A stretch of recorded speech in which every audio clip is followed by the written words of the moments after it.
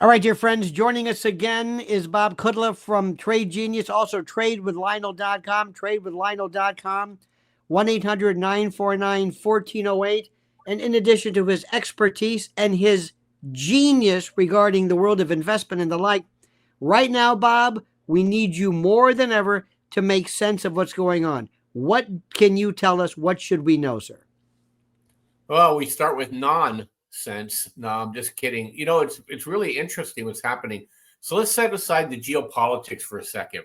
Okay, is that it looks like the big beautiful bill is really going to be down now towards the committees to synchronize between the House and Senate. So I think he's going to get that done.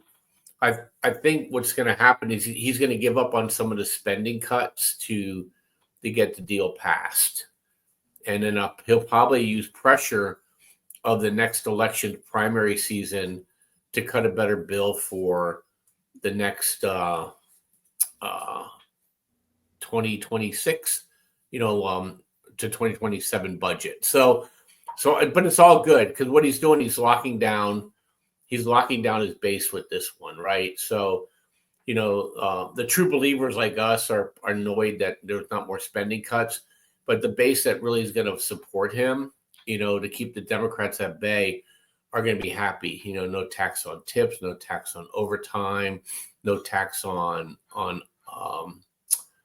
retirement spending, and so on and so forth. So that's going to be What good. about Social Security? Any word on that? Remember, yeah. That was what I meant when I said retirement. Right, It was Social Security.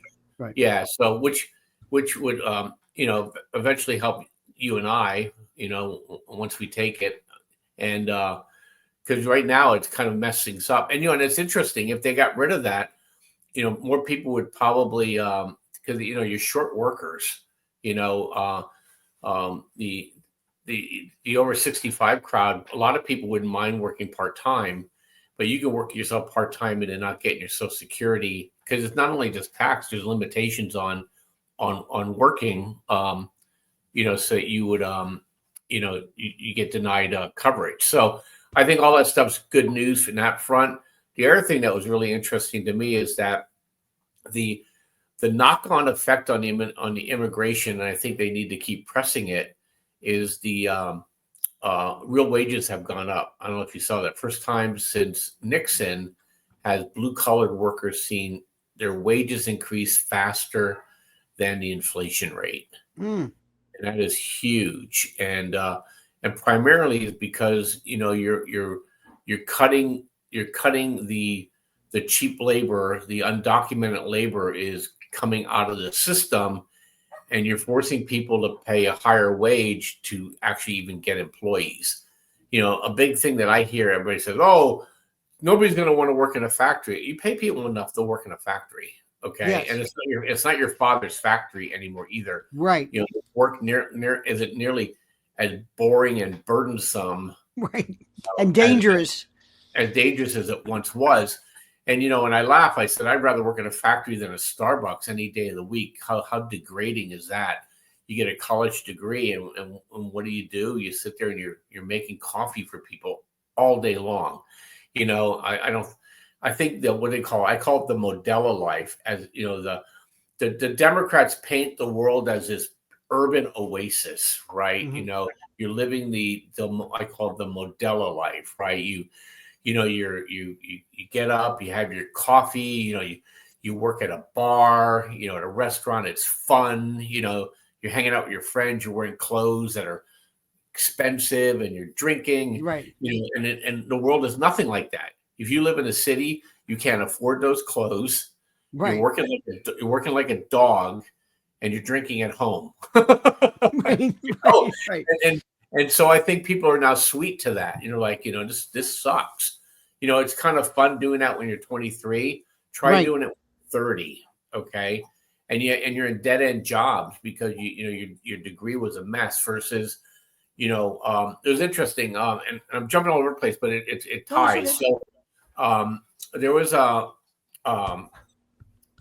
neighbor of mine who became an engineer on a boat. He's a maritime engineer.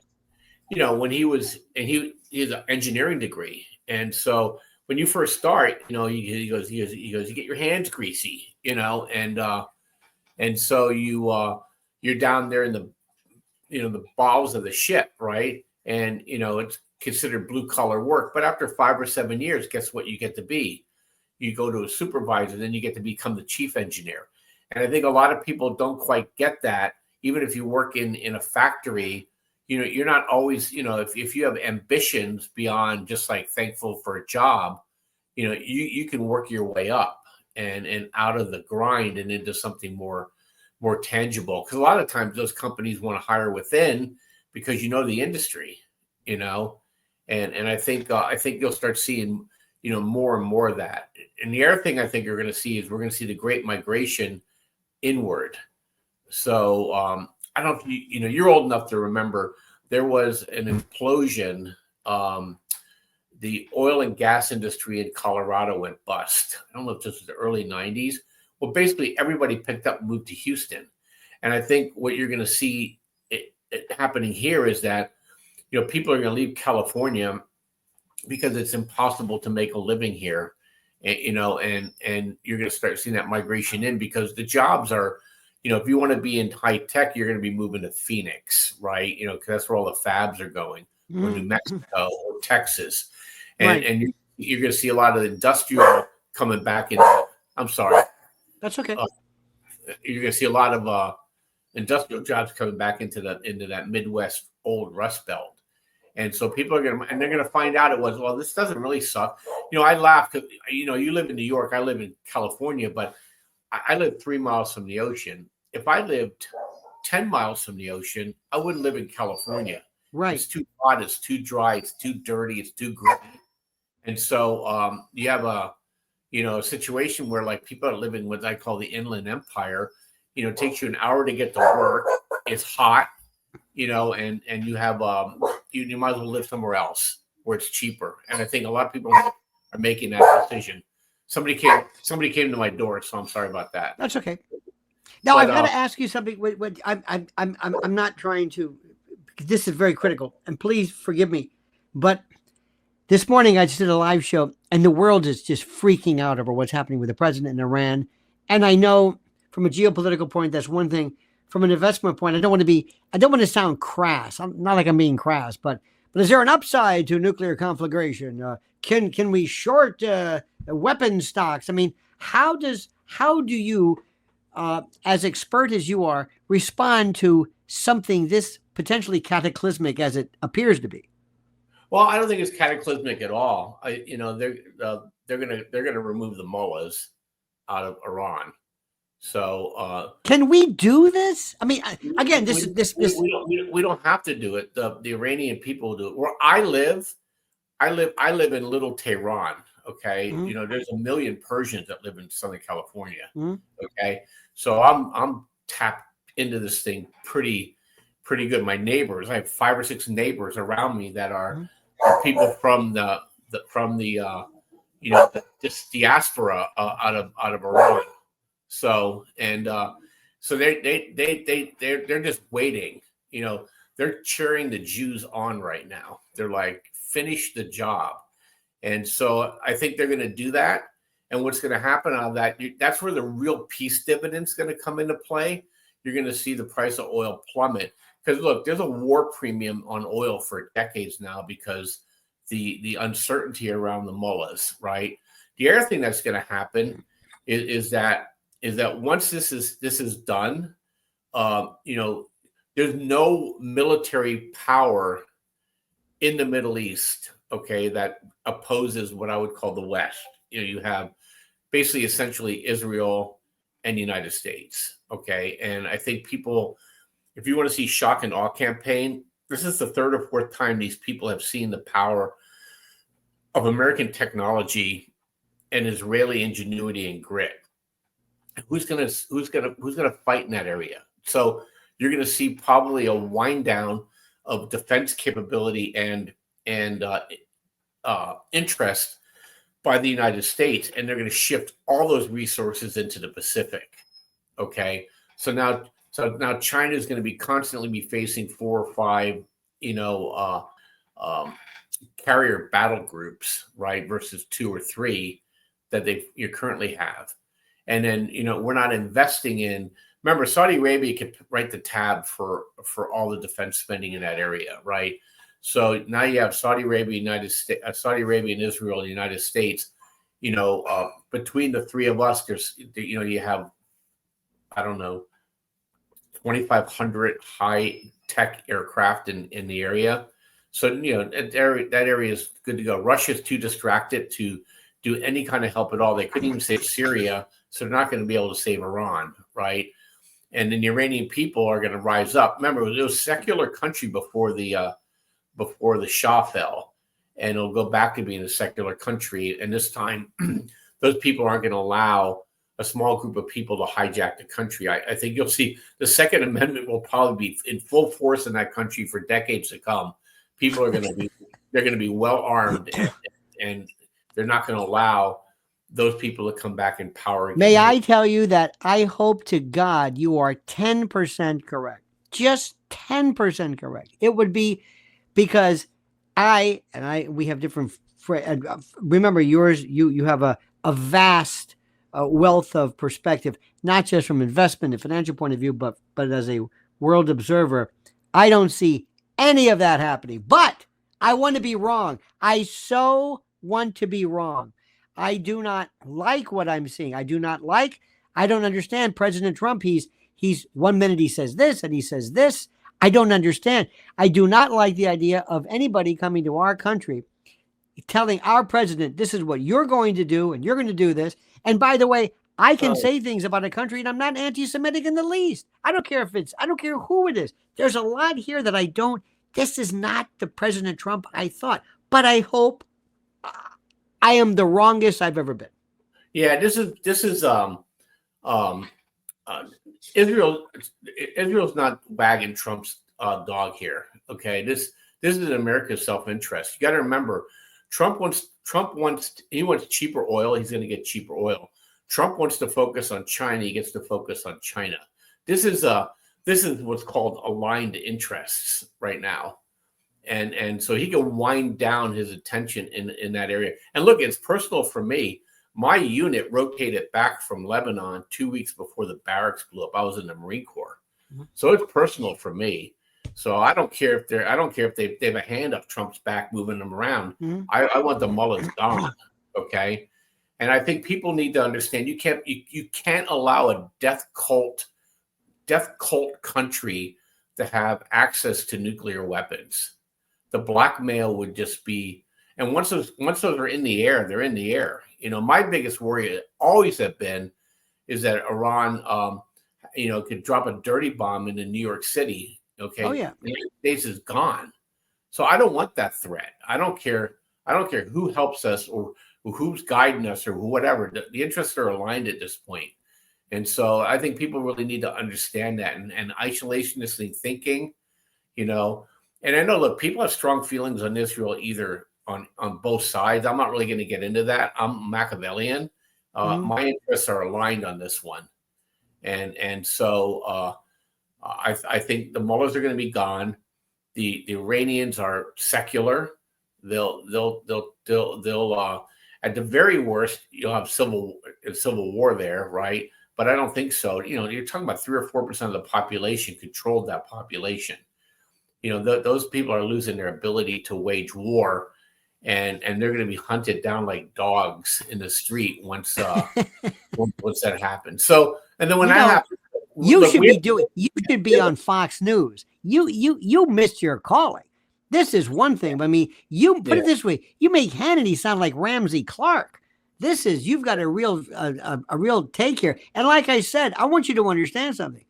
I want to win. Look, we're on a plane together, and there's this pilot, and I may not like him, and I may not have picked him, and I may not like JetBlue over Southwest, but damn it, he's my pilot, and I want to land safely, and I want nothing but the best. So that's it. We're, as the great Cam Fong, as Chin Ho said on Hawaii Five-0, we're all in this together, brother. This has nothing to do with left versus right and that sort of thing. So I want you to be 100% correct.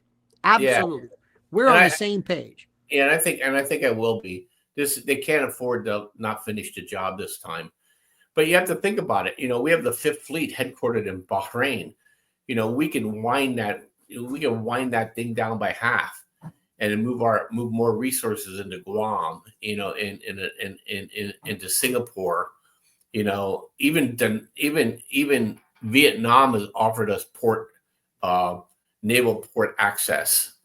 We could put the part of the Fifth Fleet there. I mean, talk about old enemies becoming friends.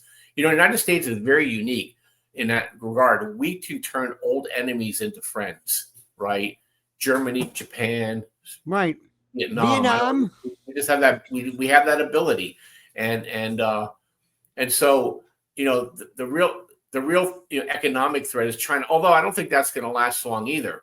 So China's really hurting. This morning, iron ore prices are collapsing, and the only reason why iron ore prices are collapsing, everybody said inflation, is that look, the Chinese absorb a lot of the production around the world, copper, iron ore, and such, and lifts the prices up.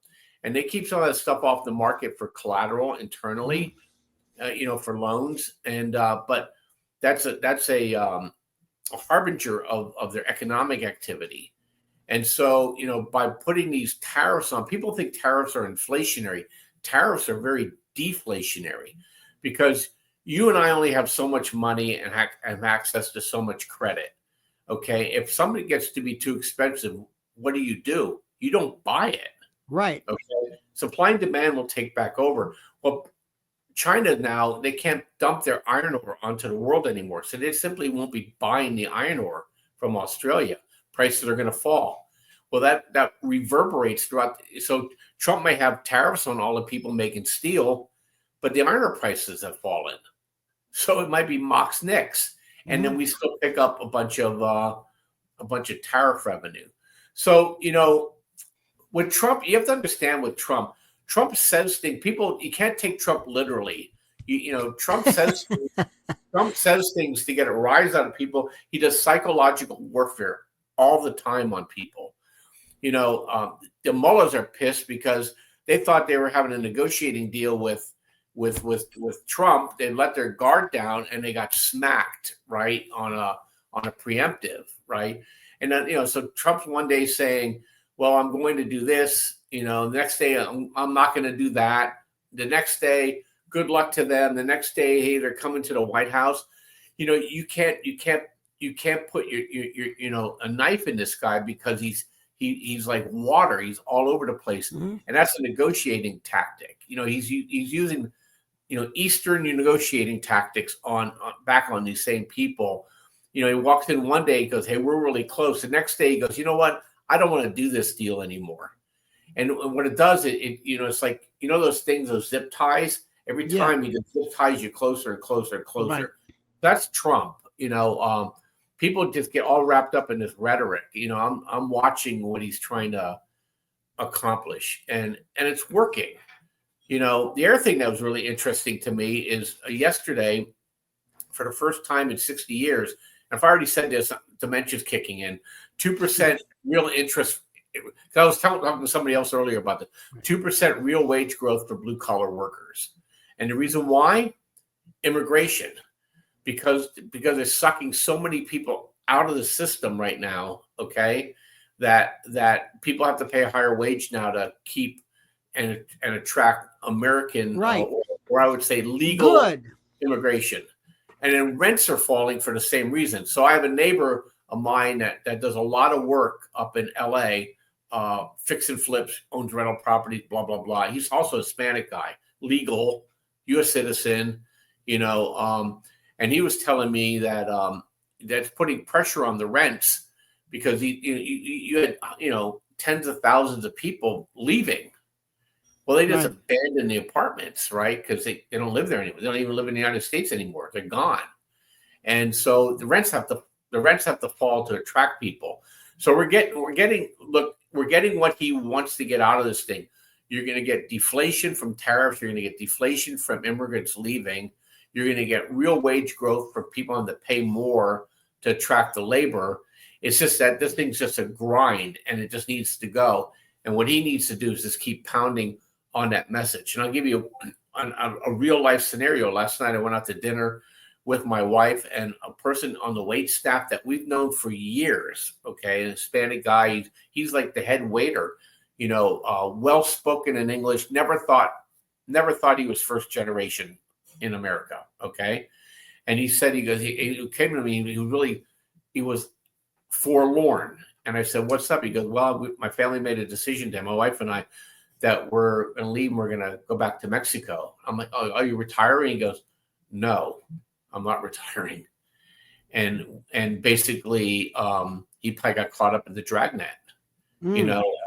Now ICE wouldn't come to this place because it's too small. You know what I mean? And Right. But and anyway, if they talk to him, he's hardly any accent. So they wouldn't even think about it. But he's from Belize, Mexican citizen, and he said, "I'm going back." And it was left unsaid, but we picked up on the fact is that. Do we benefit from that, Bob? Do we benefit? Yeah, you have to hire somebody else, and you probably have to pay that person more. Hire an American. You have to hire an American or somebody with a work visa. I don't think people realize there's like tens of thousands of people that go back and forth from Mexico to San Diego every single day. Mm-hmm. They have a day work visa pass. Mm-hmm. They live in Tijuana. Mm-hmm. They come over and work in San Diego, Chula Vista, or Bonita, wherever, and they go home that night back to Mexico. Mm-hmm. So it's not like these things aren't available to people, right? And like I had an investment in a Mexican grocery store down in Chula Vista. His father had one. His father didn't always use it, but when he needed extra help, his father come across the border, would work and go home. Can I also say something just gratuitous? You were the only person I've ever spoken to in my entire life, an American, who pronounced Tijuana correctly, not Tijuana. Thank you. You have no idea how that drives me crazy. I'm priggish. I'm punctilious. It's a problem, but it drives me. Herb Alpert and the Tijuana brass drives me crazy. But I digress. Oh, well, Bob, I can't believe this. I was feeling depressed before I spoke with you. I'm serious. I'm thinking to myself, we are on the verge of a conflagration, the likes of which we've never seen. And now either I'm wrong or you're delusional. I'd rather go for me being wrong. Now, if somebody right now says, "Okay, all right, Kudla, let's get something straight here. I want to make some money on this. Are there investment opportunities? What should I do? What can TradeWithLionel.com do for me? What looks good now? What should I know about?" Well, it's interesting. There's always something that looks good. Put it this way: there's always a bull market somewhere in the market, right? So, but from a macro standpoint, and look, the way we trade is, here's my pitch time: is that we have very effective algorithms that look for opportunities from a momentum standpoint, and I'm not talking about momentum stocks. I'm talking about stocks that they cycle. The stock market cycles. Stocks go up and down in price. Our algorithm looks for those buy orders. And, we win 2 out of every 3 trades, which is really good. And we have what's called a positive profit factor. So that means that you make more money in the trades you trade versus lose money on the trades you lose. So we teach you how to use that system. We give you access to that system. But unlike a lot of other people, we also put trades out every day too, so that you can just, copy and paste if you want. So, we educate you. We teach you how to fish. We also throw you some fish too every day. And then we record those trades so that we have a track record that you can see whether or not I'm full of crap or not. And so, and we've been doing this a long time. The system works. It's very consistent, and nothing changes in this world. Its styles may change, but momentum and human nature and psychology remains the same. It's just different sectors go up and down over time. Now, having said that, so you can do Trade with Lionel, and you get a extremely good package. I feel like that guy, that sells the mattresses. You're killing me, Lionel. Yeah. With the pricing. But anyway, we got a really good deal. Go to Lionel's landing page, and you can sign up. You can sign up for the VIP room or the regular chat room, and the what we charge for service is nothing to what you get out of it. And we have a lot of happy customers that came Excellent from this site. So that's that. And like I said, tomorrow, if you sign up today, tomorrow this trade's coming out. Now, well you have just you have been, there's nobody I've ever heard who blends politics, social commentary, geopolitical analysis, which you have to take into account to do what you're doing. You can't just live in a vacuum, and there is nobody like you. And people who have signed up with you thank me for having directed me or them towards you. And that's why if people go to tradewithlionel.com or call 800-949-4208, make sure you tell whoever answers that Lionel sent you to get all of the deals. It's very critical that you do this, because we have a special, because to thank the legions of Lionel Nation fans. You have put together a series of packages and specials that are just unbelievable. So tradewithlionel.com or call 800-949-1408. And final words, Bob Kudla. Final words. Final words is that, you have to take anything you hear in the news with a grain of salt. They're just pushing you around for a narrative. Look at the end goal. If Trump wins, we win. So lower oil prices, a redirection on our true economic competitor, China, and you're going to see deflationary pricing, even though there's tariffs. Now, we'll probably go into a bit of a recession next year. You just can't go forever without having some sort of economic contraction. It's going to happen, and it needs to happen to drive the interest rates down. So I think they may even try to force the issue. So just don't be one of the casualties of it, and then It won't feel like a recession to you. And then coming out the other end of this thing, I think, there's a chance for a renaissance in this country if we can, maintain these policies over the next 2 or 3 years. So excellent. I'm very optimistic, but I'm optimistic by nature, because there's, if there's a wall, there's always a way around, up or over or through. And I think too many people at the wall stop them. But with that says it all, because remember, whatever situation gives you lemons, lemonade, whatever the particular phrase is, you always accommodate it. You always deal with it. That's the beauty of what you do. And that's why you've been so successful. And that's why anybody who's even remotely interested in becoming a part of this incredible juggernaut, join tradewithlionel.com, or call 800-949-1408. But make sure you saw Lionel with Bob Kudla, and that will get you. That's the ignition switch to untold wealth and power. And Bob Kudla, as we say, God bless you on behalf of a grateful nation. You made me feel better, because believe me, my friend, I needed it. I needed you this morning. Well, the beautiful thing about it is next time we talk, one of us will be very right. I like that. Very good. Bob Kudla, thank you so much, my friend. Thank you. Have a good one. All the very best, sir.